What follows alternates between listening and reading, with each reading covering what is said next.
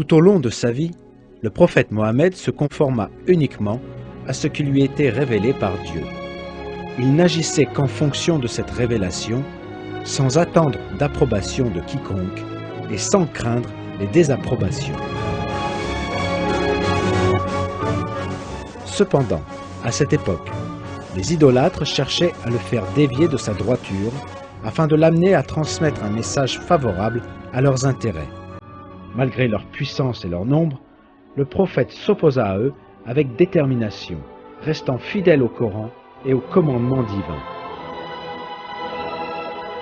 Dans un verset, Dieu nous révèle la réponse que fit le prophète aux pressions de ces injustes.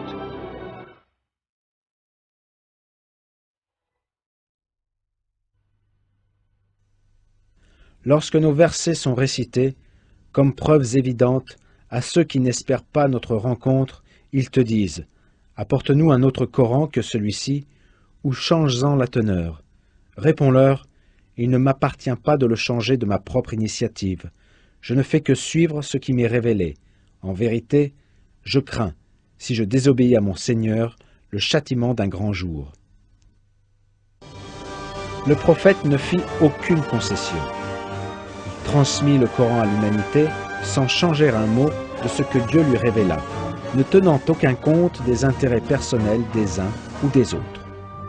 Il agissait ainsi car il craignait Dieu plus que tout. Les premiers versets de la sourate Al-Najm soulignent cette qualité du prophète qui fut envoyé en miséricorde pour l'univers.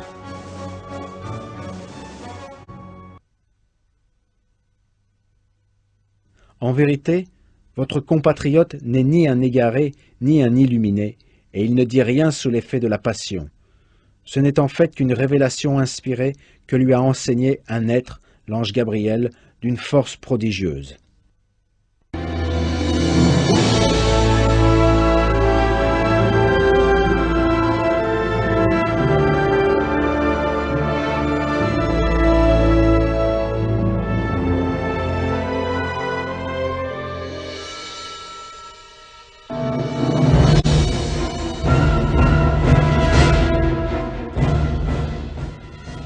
En accomplissant son devoir de transmission du message, le prophète Mohammed se heurta à de nombreux obstacles mis en travers de son chemin par les idolâtres. Ils avaient des comportements agressifs et cherchaient à piéger le prophète.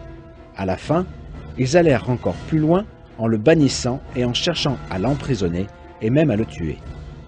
Pourtant, peu importait ce qui lui arrivait, notre prophète restait toujours patient, résigné et soumis à Dieu.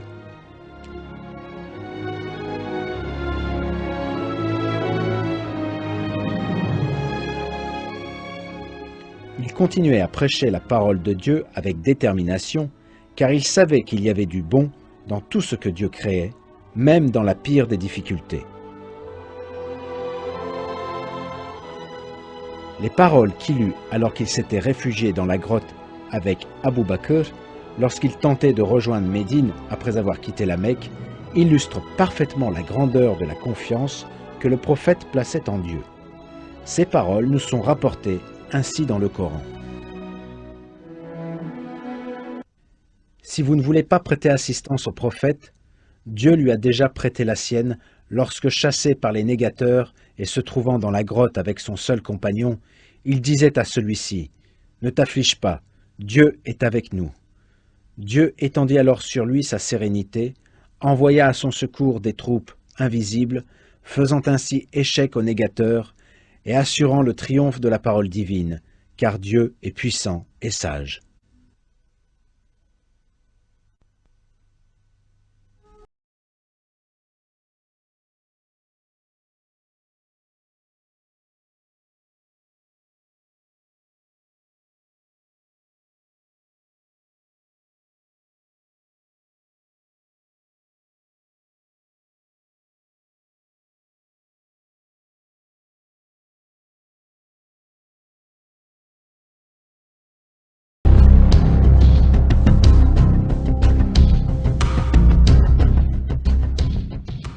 Le croyant doit faire face à tout ce qui lui arrive, avec une grande sérénité, car il sait que tout événement a une cause.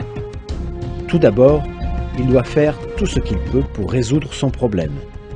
Puis il doit placer sa confiance en Dieu, accepter ce qui se passera et essayer d'en voir le côté positif. Dans un hadith, notre prophète décrit la récompense que peut espérer celui qui place sa confiance en Dieu.